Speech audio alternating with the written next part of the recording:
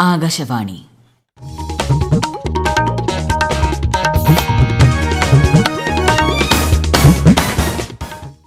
നമസ്കാരം. പ്രാദേശിക വാർത്തകൾ വായിക്കുന്നത് സീന ആന്റണി. പ്രധാന വാർത്തകൾ.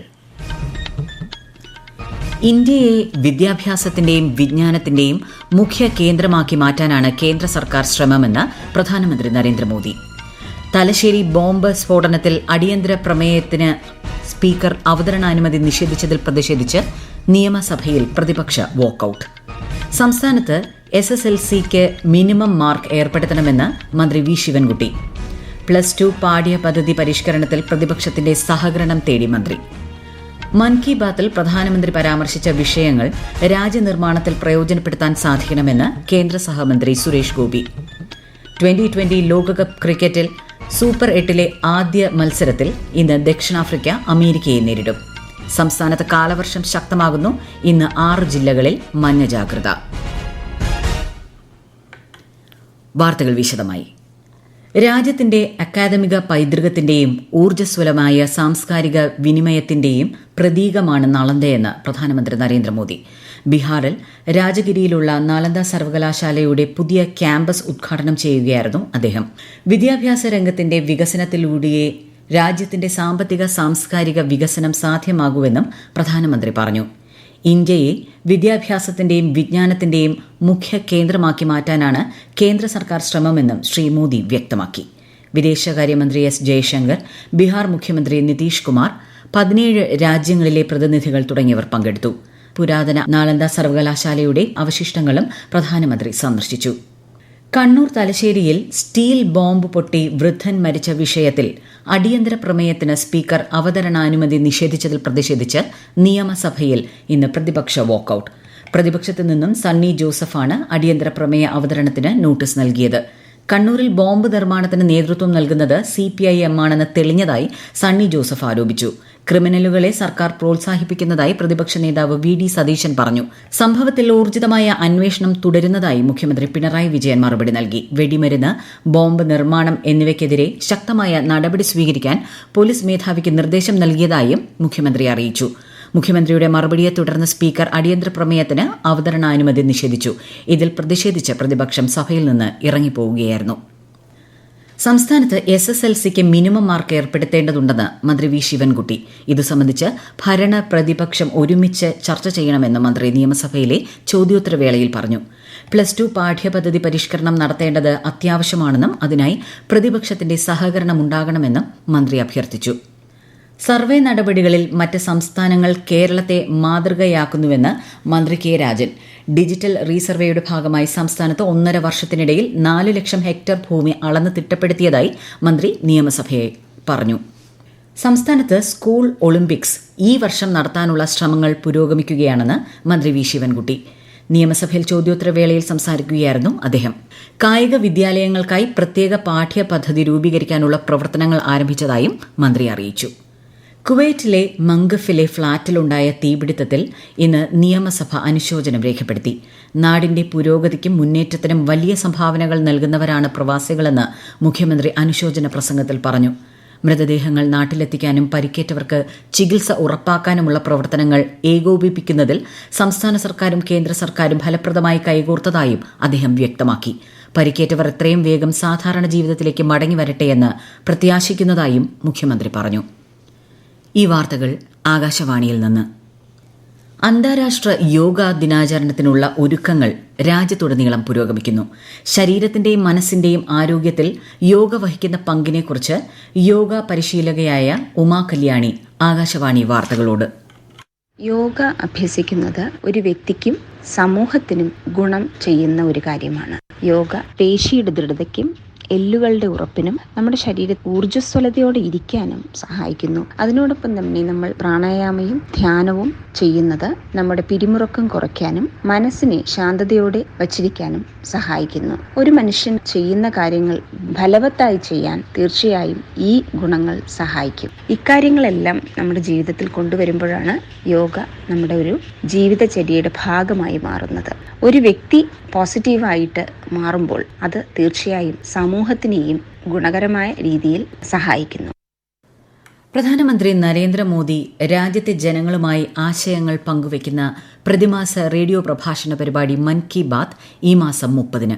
മൻ കി ബാത്തിന്റെ 111-ാം പതിപ്പാണിത്. പരിപാടിയിലേക്കുള്ള ആശയങ്ങളും നിർദ്ദേശങ്ങളും പങ്കുവയ്ക്കാൻ പ്രധാനമന്ത്രി ജനങ്ങളോട് അഭ്യർത്ഥിച്ചു. മൈ GOV ഓപ്പൺ ഫോറത്തിലോ നമോ ആപ്പിലോ 1800-117800 എന്ന നമ്പറിലോ സന്ദേശങ്ങളും ആശയങ്ങളും അറിയിക്കാം. മൻ കി ബാത്ത് ജില്ലാതല ക്വിസ് പരിപാടിയുടെ 3-ാം സീസൺ മത്സരങ്ങളും വായനാ ദിനാചരണവും കേന്ദ്ര സഹമന്ത്രി സുരേഷ് ഗോപി തിരുവനന്തപുരത്ത് ഉദ്ഘാടനം ചെയ്തു. മൻ കി ബാത്തിൽ പ്രധാനമന്ത്രി നരേന്ദ്രമോദി പരാമർശിച്ച വിഷയങ്ങൾ രാജ്യനിർമ്മാണത്തിന് പ്രയോജനപ്പെടുത്താൻ സാധിക്കണമെന്ന് കേന്ദ്ര സഹമന്ത്രി സുരേഷ് ഗോപി അഭിപ്രായപ്പെട്ടു. റേഡിയോ എന്ന ശ്രവണ മാധ്യമത്തിന്റെ സാധ്യതകൾ ലോകത്തിന് മുന്നിലെത്തിച്ച വ്യക്തിയാണ് പ്രധാനമന്ത്രി നരേന്ദ്രമോദിയെന്ന് അദ്ദേഹം പറഞ്ഞു. ദേശീയ വായനാ ദിനത്തിന്റെ ഭാഗമായി സ്കൂളിൽ ഒരുക്കിയ പ്രദർശനം കേന്ദ്ര സഹമന്ത്രി ഉദ്ഘാടനം ചെയ്തു. വായന മനസ്സിലാക്കാൻ മാത്രമല്ല സ്വാംശീകരണം കൂടിയാണെന്നും അദ്ദേഹം അഭിപ്രായപ്പെട്ടു. മുൻ കേന്ദ്ര സഹമന്ത്രി വി മുരളീധരൻ ചടങ്ങിൽ സന്നിഹിതനായിരുന്നു. കേരളത്തിലെ ശ്രദ്ധിക്കപ്പെടാത്ത പല കാര്യങ്ങളും മൻ കി ബാത്തിൽ പ്രധാനമന്ത്രി പരാമർശിച്ചതിലൂടെ ലോകശ്രദ്ധ നേടിയതായി ശ്രീ വി മുരളീധരൻ പറഞ്ഞു. കേന്ദ്ര യുവജനകാര്യ കായിക മന്ത്രാലയത്തിന് കീഴിലുള്ള നെഹ്റു യുവകേന്ദ്രയുടെ നേതൃത്വത്തിൽ പട്ടം സെന്റ് മേരീസ് സ്കൂളിലാണ് പരിപാടി സംഘടിപ്പിച്ചത്. ദേശീയ വായനാ ദിനത്തിന്റെ സംസ്ഥാനതല ഉദ്ഘാടനം മുഖ്യമന്ത്രി പിണറായി വിജയൻ തിരുവനന്തപുരത്ത് നിർവഹിക്കും. വായനയുടെ വിശാലമായ ലോകം തുറന്നു നൽകിയ PN പണിക്കരുടെ ചരമദിനമായ ജൂൺ 19 എല്ലാ വർഷവും ദേശീയ വായനാ ദിനമായി ആചരിക്കുന്നത്. അദ്ദേഹത്തോടുള്ള ആദരസൂചകമായി അടുത്ത ഒരു മാസക്കാലം വായനാ മാസാഘോഷം സംഘടിപ്പിക്കും. ജൂലൈ 18 വരെയാണ് പരിപാടികൾ.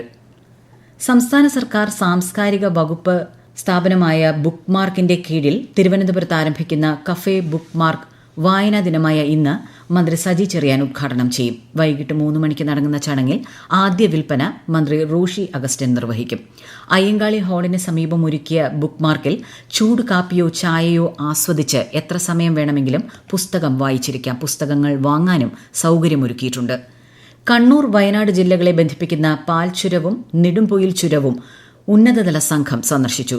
ചുരം പാതയോരങ്ങളിൽ ശുചിത്വ പരിപാലനം ഉറപ്പാക്കുകയാണ് സന്ദർശന ലക്ഷ്യം. വിശദാംശങ്ങളുമായി ആകാശവാണി കണ്ണൂർ ജില്ലാ പ്രതിനിധി KO ശശിധരൻ. നിയമസഭാ പരിസ്ഥിതി സമിതിയുടെ റിപ്പോർട്ടിന്റെ അടിസ്ഥാനത്തിൽ അസിസ്റ്റന്റ് കലക്ടർ ഗ്രന്ഥേ സായി കൃഷ്ണയുടെ നേതൃത്വത്തിലുള്ള സംഘമാണ് പാൽച്ചുരവും നെടുമ്പോയിൽ ചുരവും സന്ദർശിച്ചത്. ക്യാമറകൾ സ്ഥാപിക്കൽ, കൂടുതൽ സ്ഥലങ്ങളിൽ ശുചിത്വ ഫെൻസിംഗ് സ്ഥാപിക്കൽ എന്നിവ ഉൾപ്പെടെയുള്ള സാധ്യതയും താമരശ്ശേരി ചുരത്തിൽ നേരത്തെ നടപ്പാക്കിയ പോലെ വാച്ച് ആൻഡ് വാർഡിനെ നിയോഗിക്കുന്നതിനുള്ള സാധ്യതയും പരിശോധിക്കുന്നുണ്ട്. മാലിന്യം ശേഖരിക്കുന്നതിനായി വിവിധ സ്ഥലങ്ങളിൽ മാലിന്യ കൊട്ടകൾ പഞ്ചായത്തിന്റെ സഹകരണത്തോടെ സ്ഥാപിക്കുന്നതിനെക്കുറിച്ചും സംഘം പരിശോധന നടത്തി. ജില്ലാ ടൂറിസം പ്രൊമോഷൻ കൌൺസിലിനോട് ഗവൺമെന്റ് റിപ്പോർട്ട് ആവശ്യപ്പെട്ടതിനെ തുടർന്നാണ് അതിർത്തി പങ്കിടുന്ന ചുരങ്ങൾ സന്ദർശിച്ച് റിപ്പോർട്ട് നൽകാൻ കലക്ടർ സമിതിയെ നിയോഗിച്ചത്. 2020 ലോകകപ്പ് ക്രിക്കറ്റിന്റെ സൂപ്പർ 8 മത്സരങ്ങൾക്ക് ഇന്ന് തുടക്കമാകും. ഈ റൌണ്ടിലെ എല്ലാ മത്സരങ്ങളും വെസ്റ്റ് ഇൻഡീസിലാണ് നടക്കുക. സൂപ്പർ 8ലെ ആദ്യ മത്സരത്തിൽ ദക്ഷിണാഫ്രിക്ക അമേരിക്കയുമായി ഏറ്റുമുട്ടും. രാത്രി 8-നാണ് മത്സരം. നാളെ ഇന്ത്യ അഫ്ഗാനിസ്ഥാനെ നേരിടും. ഈ മാസം 29-ന് ബാർബഡോസിലാണ് 2020 ലോകകപ്പ് ഫൈനൽ. സംസ്ഥാനത്ത് കാലവർഷം ശക്തമാകുന്നു. തിരുവനന്തപുരം, കൊല്ലം, ആലപ്പുഴ, എറണാകുളം, കോഴിക്കോട്, കണ്ണൂർ ജില്ലകളിൽ ഇന്ന് മഞ്ഞ ജാഗ്രതയാണ്. ശക്തമായ കാറ്റിനും മോശം കാലാവസ്ഥയ്ക്കും സാധ്യതയുള്ളതിനാൽ നാളെ മുതൽ 2 ദിവസത്തേക്ക് കേരള തീരത്തും മറ്റന്നാൾ മുതൽ കർണാടക, ലക്ഷദ്വീപ് തീരങ്ങളിലും മത്സ്യബന്ധനത്തിന് വിലക്കേർപ്പെടുത്തിയിട്ടുണ്ട്.